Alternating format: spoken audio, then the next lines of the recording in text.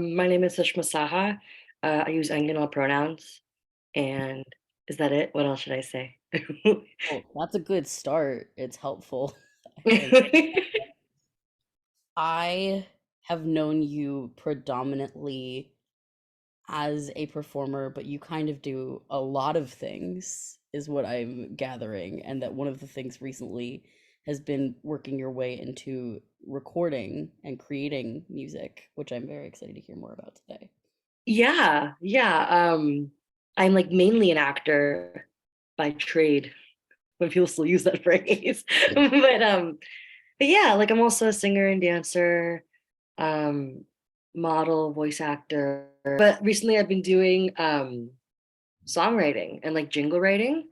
And like I haven't done that since like middle school. But now as an adult, like I'm doing it again as like a grown person. And it's been a really interesting journey. Yeah. That's great. And obviously, you're still doing the other things. It's just that this is now an additional focus. Yeah. Like I feel like the word kind of multi-hyphenate is kind of the kind of one of the main words these days. And so I guess I'm just adding hyphens um, to the things that I do. And it's exciting. I'm scary and weird, but exciting. Has there been any sort of specific impetus or musical influence that really got you back in the game after middle school? Musical influence. Oh gosh. I don't know about influence, but there are artists that like I admire their like lyricism and like their style of music and the way they execute it. Um one of my favorite bands right now is Lake Street Dive. I always think their lyrics are always just really like they um they hit home, but not in like a, oh wow, that was so like poetic or whatever. It's like literally just like, oh, it's like speaking truth into life. I always appreciated their music.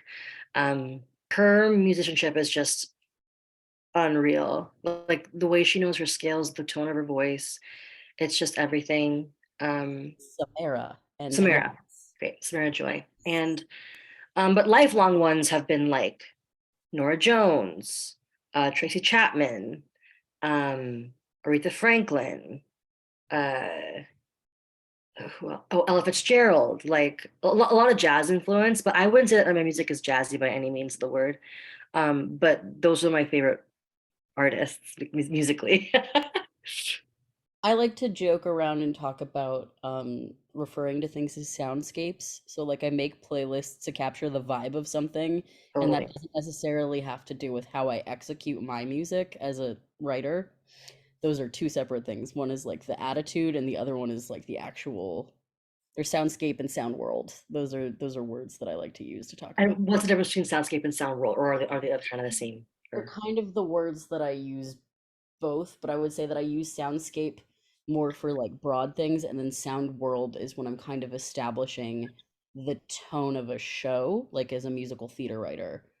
So like I will be like, this is the sound world that like this is the environment that the show is set in. So usually that's more about the stylistic. got it. Usually Okay. sound like this is the feeling. Like today I was because of what I've been writing, I've listened to I don't know if you know the show Crazy Ex-Girlfriend. Yes, Listening to a lot of that music today because Rachel Bloom is a big influence on me. I love that. Oh, I But yeah, also really admire I really admire Nicki Minaj, Doja Cat, and Cardi B's like lyricism. Like just I think it's they're just so clever too. And like I just wish that like it inspired me to like almost like learn a word a day so that I can like build my vocab and like have more tools to like make lyrics that I am proud of, you know? so you would say that in the camp of like singer-songwriter style where there's like that emphasis on the lyrics and the music is Yeah. where yeah, Yeah. Yeah, totally.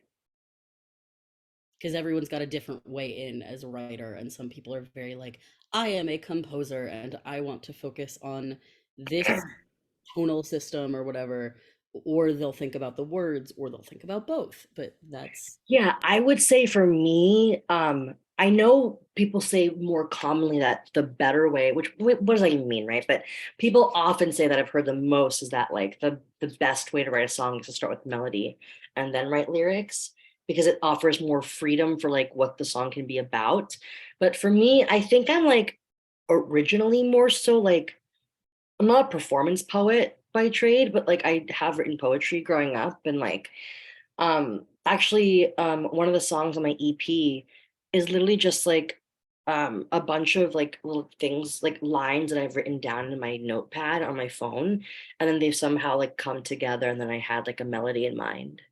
And there are times too, in the, like in the past, where I've literally like thought of a like melodic line with a lyric, and then I've like recorded that into my phone, and that's also become part of like things in my EP that I'm working on.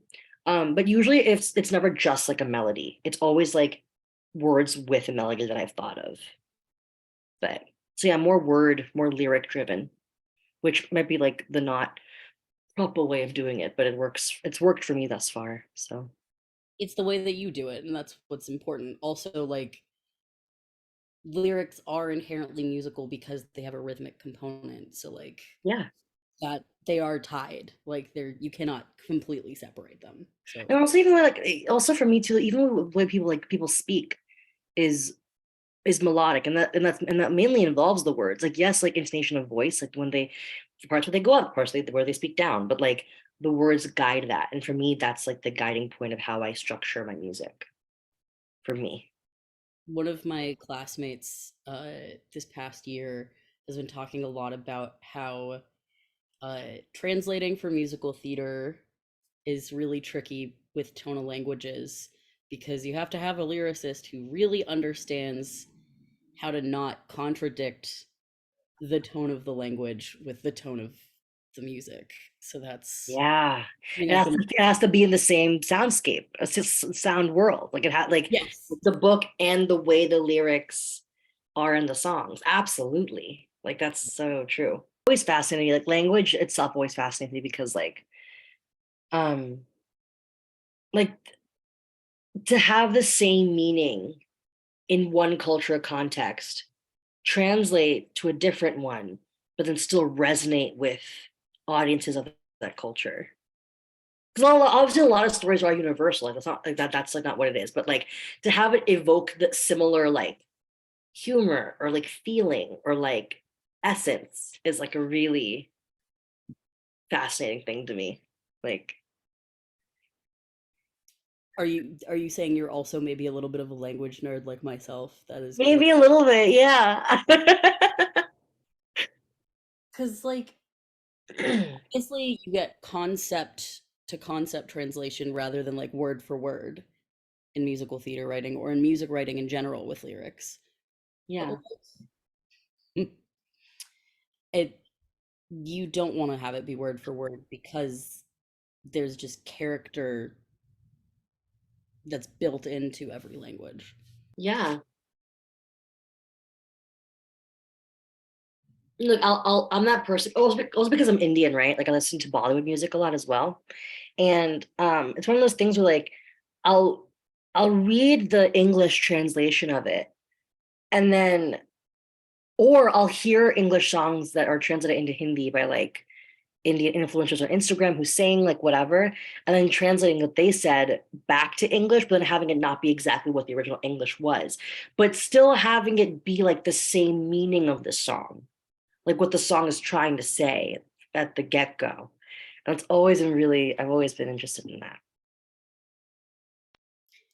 Yes, that is a hot topic that I too am very fascinated in. Also, with growing audiences where there's like music that in itself is bilingual, like if you look at a lot of contemporary Latin American music, hip Yes. hop, or you look at K-pop, where Hmm. it'll change language mid-sentence, and that must be really hard.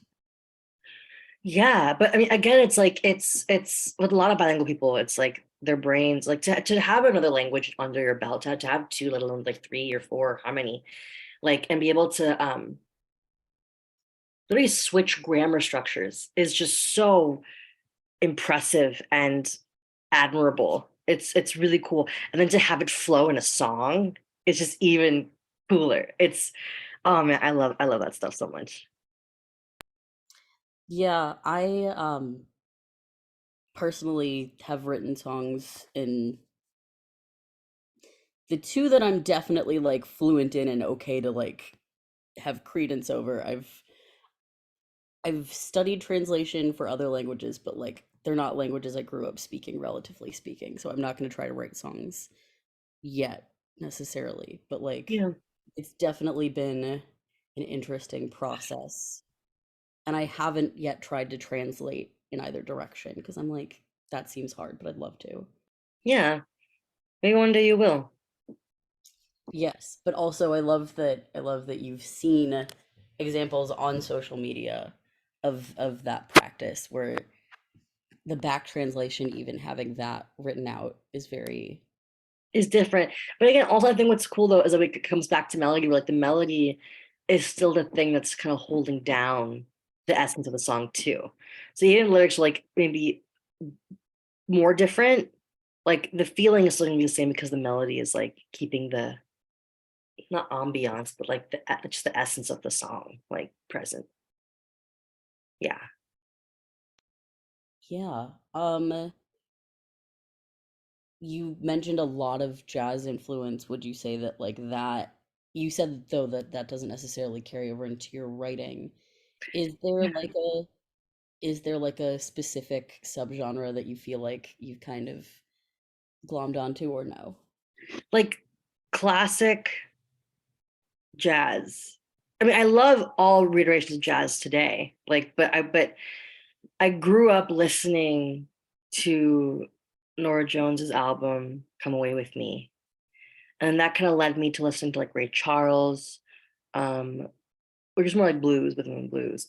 And then Ella Fitzgerald, I kind of learned about. When was that?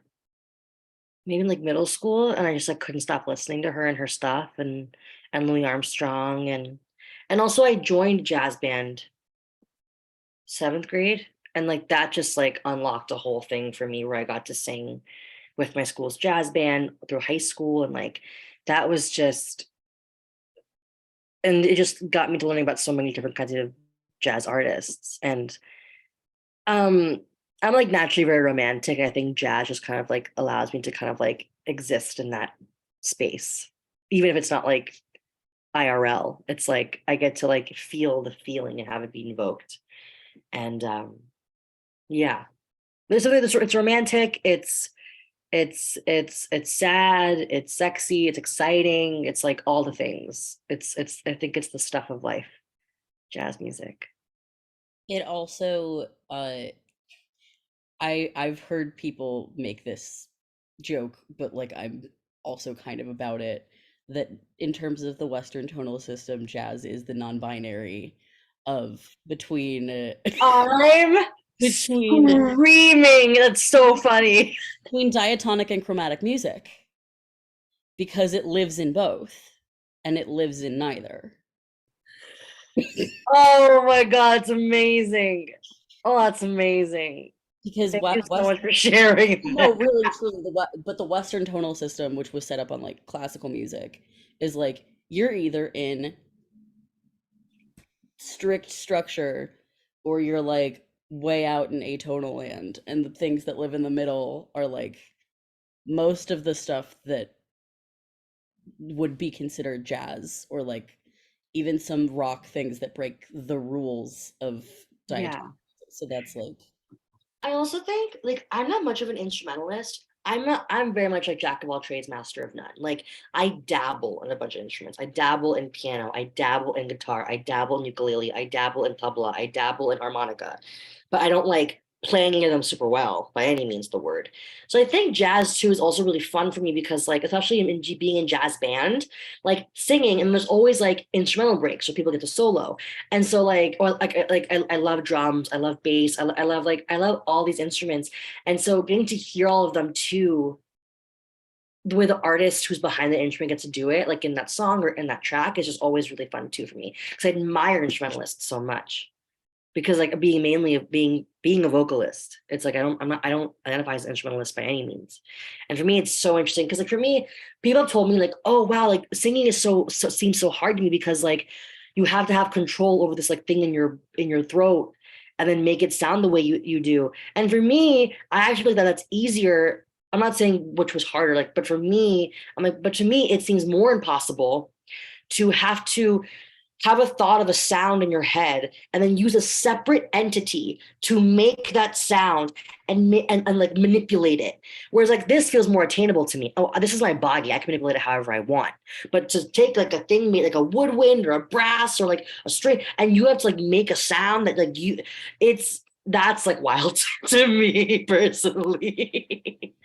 That's totally fair. And at the same time, the other thing about jazz that I'll add that it is kind of funny. I love that this is kind of the rabbit hole I've gone down, but it's okay. Um, that jazz singers have to have a musicianship about them, even if they're not instrumentalists. And jazz instrumentalists, with those instrument breaks that you're talking about, with the improv, they have to have a very lyrical sense in their head of like how to make a melody and how to make up. So And when really know their scales and the different qualities of each scale. there's kind of an exchange there also. Oh God, yes, scales. I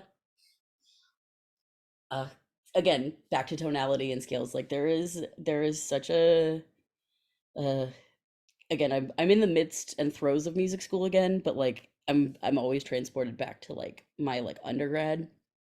There was like this rigid pushing of one way of thinking about scales and That's school for you. That's academia for you in a it nutshell. is, but it's There's also one way to do something. You're like, okay, it's just like, and even in musical theater, the verbiage that we use around like legit is so I feel like Eurocentric is just downplaying how unbelievably like it is. That's the word, but it's like more than that even. right, right.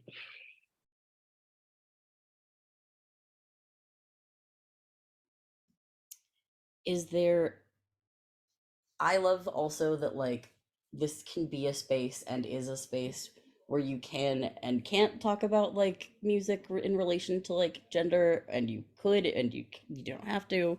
I'm leaving that kind of open, whatever you would want to say, or if you don't want to, that's also fine. But I figured Yeah, no. Hmm. It's an,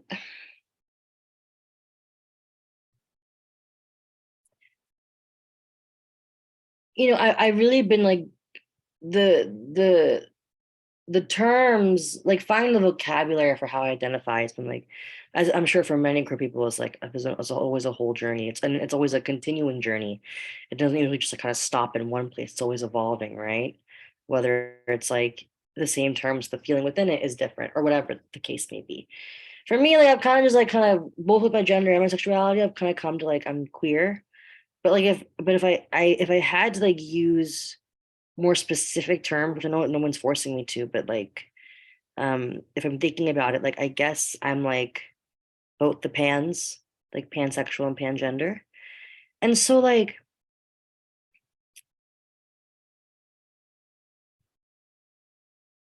in terms of because okay, so like also I'm like a very new music writer too. I want to make that very clear. Like I jingle wrote for some podcasts and I'm also like I'm working on an EP. And like my EP is like about a man and um but I am not necessarily a woman. You know what I mean? So it's like so and like, inherently and even to say like I feel more like feminine or womanly on one day or like the term woman identify with it on like certain days or not, like it's still inherently a queer piece of work. Like my EP is by a queer artist, me, and like so inherently it is queer. But in terms of like the way I'm writing, like I'm not necessarily thinking about for me and my so sorry, this is like a tangent. I'm like also the process. I'm speaking in process. So like for me, I feel like my gender and my sexuality similar to race. Like they're all things that help people identify each other and like compartmentalize people and like perceiving people, right? Now, obviously, identity is important to oneself as well and like helps you feel more at home in your own body. But for me growing up, like race and like gender, sexuality, all those things were things that people like I wasn't aware of like like them being a very specific thing or being a big deal until people like would point them out or make a point of it or make a whether in the negative or in the positive. And like truly when I'm writing and being and existing, like I don't always I don't think about them until it is like brought up to me. Whether it's like someone recognizing me for like the queer work I've done and like us connecting in that sense, whether it's like an Indian person saying, "Hey, I saw you on a stage," like and we're connecting about that, or in the opposite sense, like someone harassing me for like for being Indian and like being brown, or someone like like for lack of a kinder word, like attacking me on the street for being one of those things. Like it's very real. But then it's in those moments that I'm very hyper aware of them, right? And even in situations where like I'm being microaggressed and like those are the moments where I'm so aware of it. But in moments where I'm being an artist and like I'm writing or I'm performing or whatever, I'm not like thinking about those things. Does that make sense? I don't mean to erase that. Like I'm not trying, like it's not me trying to just like say like erase those things about me. I'm just existing within them without actively thinking. I'm just like it's just being them when That's I'm not erasing.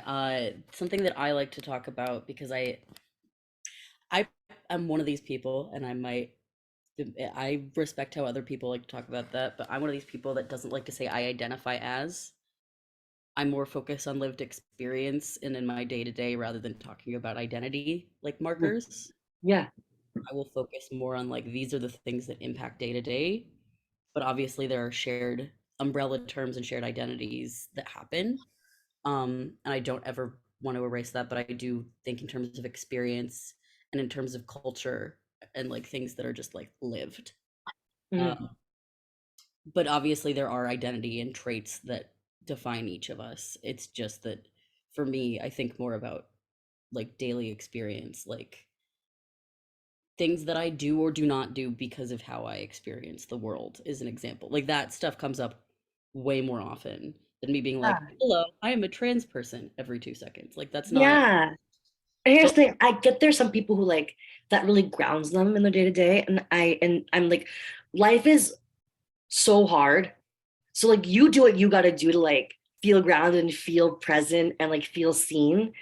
But for me, like, it's even so funny, like my start is in queer theater and like I do mostly queer theater and I'm so grateful to be in those spaces with like beautiful queer people. But like but then I'll be approached by things and like people are like, oh yeah, queer, but and I'm like, yeah, like I am queer, but like but like being approached by people who like that's like a really big part of like how they like approach life and that's like a defining factor for them. Like it's interest like I'm one of those folks who like doesn't go to Pride, not because I'm not a pride, not upset on Pride, because I'm not like a parade person. I'm not like a like what a lot of stereotypes are attached to like to queer people. I am not necessarily those things all the time, and so I can feel a little out of place sometimes because I'm like, I am proud to be queer, like, and I'm so happy to be queer, but I also like feel like I'm not um always like I feel like there's pressure to be more like out there about it, but I also know that that doesn't necessarily make me more queer by doing that. Like I am queer regardless, you know? Right. I think it's most important to meet people where they're at and understand that there's going to be a spectrum of how people like live their lives. I also, us extending an invitation to you to talk is in no way us trying to pigeonhole you and just be like, you are Asian, you are queer, therefore this is the time to talk. No, Not at it's all. more that, like, because I want to be very like clear about that because I think it's important to get rather than being stuck in a single narrative of what it is to be anyway. I think it's important to acknowledge that people will have different ways of expressing and experiencing things. Also, like Tempo as an organization, hold on, I got a cough. Didn't want that on the audio. It does not. Um, but Tempo as an organization, part of why we started is because of who we are and who we're not. but more so it's about the distinction of what we can and can't do, and our point of access into things. Because like at the end of the day, a lot of us do make queer music and some of us don't. I mean, us being there by virtue is queer to an extent, but like some of us strictly do projects that are queer related and some of us do all kinds of things. I mean, one of our board members works at like Chicago and Aladdin and other places, and those aren't the queerest stories of all time. Right. Yeah, I think, yeah, it's like, I think it's really important. Like, I'm always happy to do things where like I'm representing queer spaces. But I think it's also like I'm really thinking of like, like it's funny how like there are these intersectionalities of which I am a few of them. And like it's and then to like expect each intersectionality to be a monolith. Like I'm really because like even when you think of say like straight people, not all straight people are like those bros who are like, yeah, bro, like I like chicks. Like not all guys are like that, you know? So as like a queer person, I'm not necessarily gonna be like say like flamboyant or like I'm not necessarily going to be like a queer partier or I'm not like and like those are like people who are absolutely valid in their queerness and like what they do, but it's not the definition of like what a queer person is supposed to be, you know? Like queer people exist in all energies and like levels and like points of view. And like I guess for me, I need to remember to not like feel pressure to fit in the monolith of queerness because like and doing this is really important too because like I hope that like say like a queer maybe bassy person like will see this and be like, oh yeah, I'm not weird for like not being someone who's always like hey, like, or like just like leading with that. And if you want to, that's great and amazing. And like you should do that if it makes you feel more at home in yourself. But if you don't, there's also no need to feel bad about that, you know? And say with like my music, um, like I would say that my music is not necessarily queer specific, but I will tell you, I recently performed one of my singles for the first time live last September, and the room was full of all kinds of people, like very straight people from like very like conservative, like more like religious backgrounds, some like very queer, like maybe atheist, like and then in between too. And for my song, and like to get the response where everybody was responding in such a positive, like, yes, I resonate with that. Like that was really affirming that like because one, I didn't feel like I was just speaking to this very specific niche, but then also like I wasn't, but also my people like me were also resonating with my stuff, even though it's not necessarily like very specifically queer. Does that make sense? Like it was just a It, very human experience. it makes a ton of sense. And again, back to like the idea of wanting to get rid of a monolith or get rid of a singular story, it's very important to understand that like the end goal of the work that we do, that Maestra does, that Muse does, that a lot of these organizations that are pushing for more inclusive practices is not to say, okay, we need one token or we need people to all be the exact same.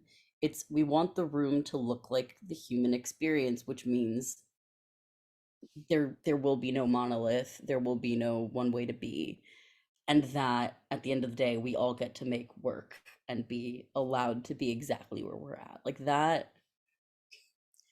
Very much about that, because like we do not all have like one shared experience. I talked on a panel last summer with Anessa, and our first thing when we were asked to talk about trans voices was, you all have like a very one picture of what a trans voice is, and there isn't one. You Are Not Me is not Alex Newell, is not, you could just name 1,000 different examples and none of them would sound quite alike. So like the None. idea that there's one way to talk about a trans person's singing voice is laughable. Yes, it's ridiculous. Crazy. Oh my God. And again, it's like, and if you say are surprised by a trans person's voice, it's because you already placed a judgment upon them or expectation because you think transness and like non-binariness is supposed to sound one way.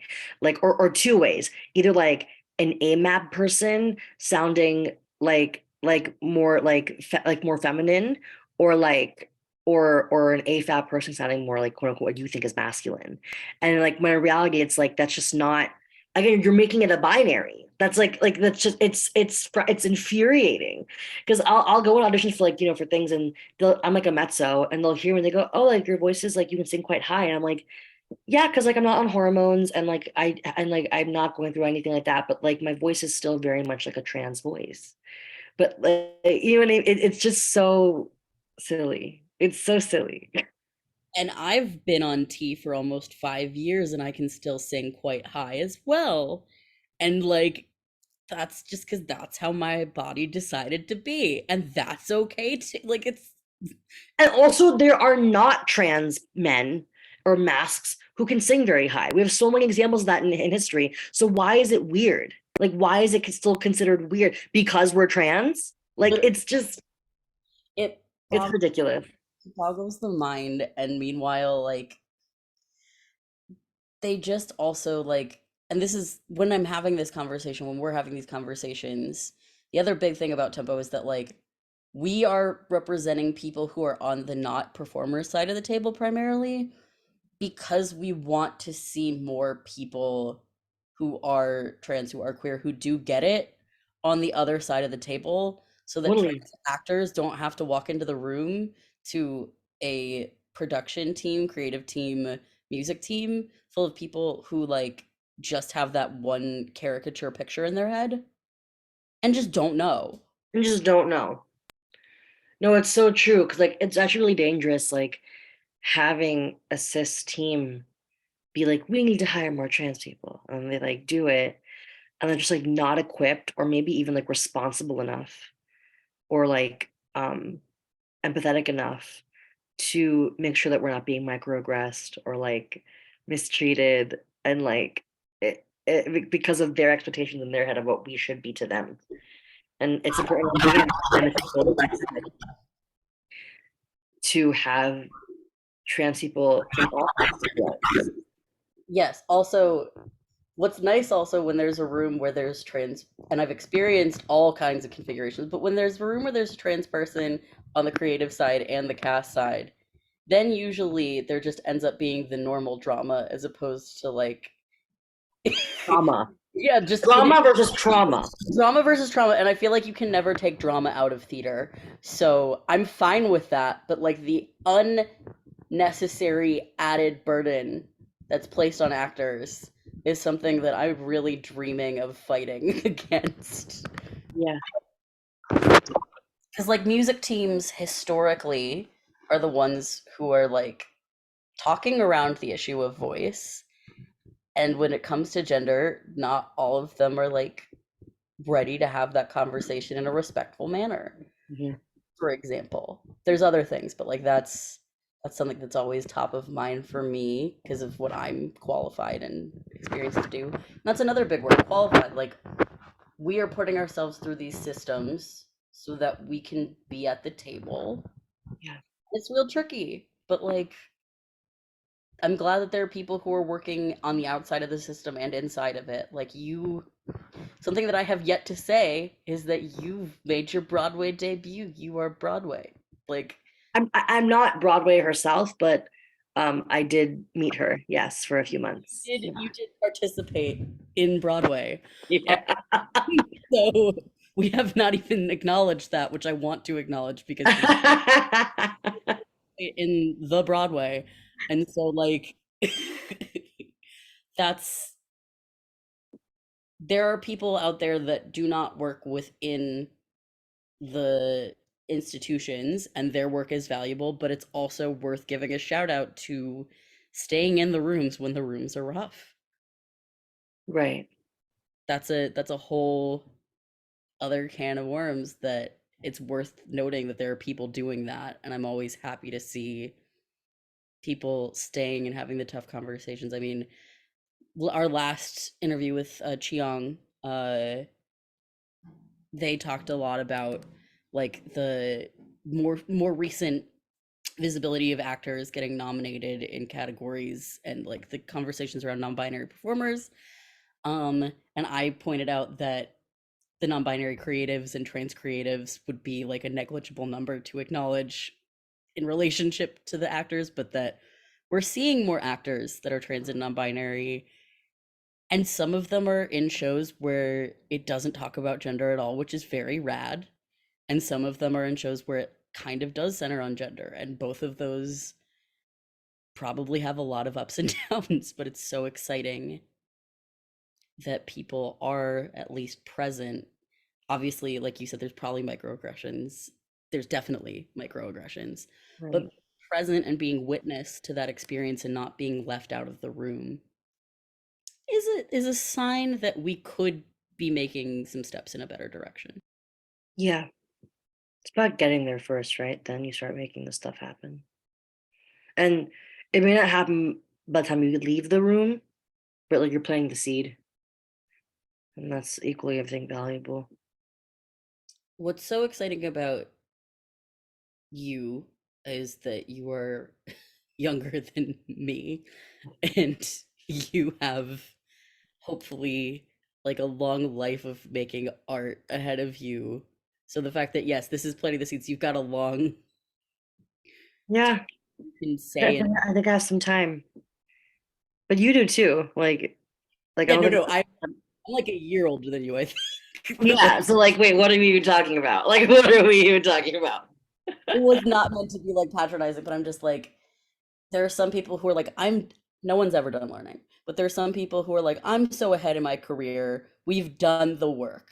I'm not gonna say who, but there are people who have said those words exactly in a public forum that they've done the work, And that they're they're done. and so like I'm glad that they feel that way. It's not true. I'm glad that they feel that I'm way. glad they feel that way is a very funny thing to say. Oh, oh, somebody said that on a call earlier today, and I'm stealing it forever. It's like I'm glad that his exact words were, "I'm glad they not about this," but he was like, "I'm glad they feel that way. They're wrong," and that's exactly what he said. And I was like, "I'm stealing that. Cool. I'm glad they feel that way. They're wrong." But the idea that being done with the work, that's what's exciting. We have more to do and more to learn from other people, which is so Oh yeah, learning too. Like by the way, like again, like what's also something important to remember is that like people of different intersectionalities are also equally guilty of committing microaggressions towards other intersectionalities. So like I am also learning, growing, trying to be aware, being intentional. And like I'm not perfect. And so I'm like equally maybe not so much as the white cis het able-bodied person, but but like but still learning as much and wanting to because the work is never done, in my opinion. yes, in my opinion as well. Cool.